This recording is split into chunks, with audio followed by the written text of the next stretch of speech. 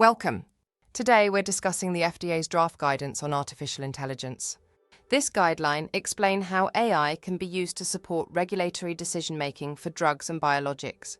Our focus will be on how pharma manufacturers can evaluate AI tools while ensuring compliance with FDA expectations. This draft FDA guidance applies to artificial intelligence models that generate data or information used to support regulatory decision-making about drug safety, effectiveness, or quality. In simple terms, if the AI helps determine whether a medicine meets FDA standards or whether a clinical or manufacturing process is acceptable, it falls under this guidance. But not all AI applications are in scope. AI used in drug discovery research or for operational efficiencies, like automating scheduling or non-critical tasks, are out of scope if they do not impact patient safety, product quality, or the reliability of regulatory results. For manufacturers, the key question is, will this AI tool influence regulatory evidence or quality-critical decisions? If yes, this guidance applies. If not, it likely falls outside. Why is FDA issuing this draft now? Because the use of AI in the drug life cycle has grown rapidly. We're seeing AI applied in areas like clinical trial endpoint analysis, post-marketing safety monitoring, pharmacokinetics modeling, and even manufacturing optimization. These are huge opportunities. AI can speed up development, reduce reliance on animal testing, and help us make sense of massive datasets. To address these risks, FDA proposes a 7-step framework for assessing AI credibility. It starts with defining the question of interest and the context of use. Then you assess the model's risk based on influence and consequence. After that, you create and execute a credibility assessment plan, document results, and finally determine whether the model is adequate for its intended use. The higher the risk, the stricter the assessment must be. FDA defines model risk using 2 factors. First, model influence, how much weight the AI carries in decision-making. Is it the sole determinant, or just one input among many? Second, decision consequence, what happens if the AI gets it wrong? Is it minor, or could it put patients at serious risk? The combination of these 2 determines overall model risk, and in turn, how much credibility evidence you need. Here's a high-risk example from clinical trials.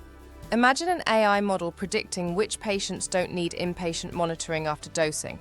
In this case, the AI output is the sole basis for decision-making, and the consequence of a wrong call could be life-threatening. FDA classifies this as high risk, meaning it requires a very rigorous credibility assessment, detailed documentation, and strong oversight. Now let's consider a manufacturing case. Suppose an AI system inspects vial fill levels. The AI runs automated checks, but independent sampling is still performed. In this situation, the AI influence is low, but the consequence of error is still significant because fill volume is a critical quality attribute. Overall, this is a medium-risk use case. It still requires documentation and testing, but the level of rigor is less than in the high-risk clinical example. The FDA recommends sponsors create a credibility assessment plan tailored to the AI model's risk. The plan should describe the model itself, inputs, outputs, architecture, and rationale. The data, how it was collected, processed, and verified. The training approach, methods, performance metrics, and quality checks. And finally, the evaluation strategy, independent test data, validation results, and identified limitations. Sponsors should align this plan with FDA early to set clear expectations. AI models are not static. Performance can degrade over time as data drifts or environments change. FDA stresses lifecycle maintenance, ongoing monitoring, retraining when needed, and retesting if conditions change. For manufacturers, this means treating AI models like any validated system. Not a one-time activity, but a continuous compliance obligation. FDA strongly encourages early engagement. Depending on your AI's context of use, you can approach through formal meetings, specialized programs like C3TI or CID, or technology programs such as CDER's Emerging Technology Program. Engaging early helps clarify expectations, avoid delays, and ensure your AI solutions meet regulatory standards before submission. To summarize, risk-based approach. The higher the risk, the more rigorous your credibility assessment.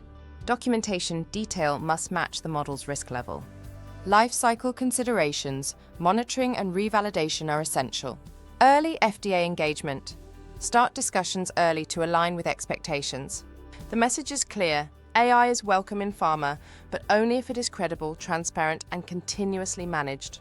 Thanks for watching.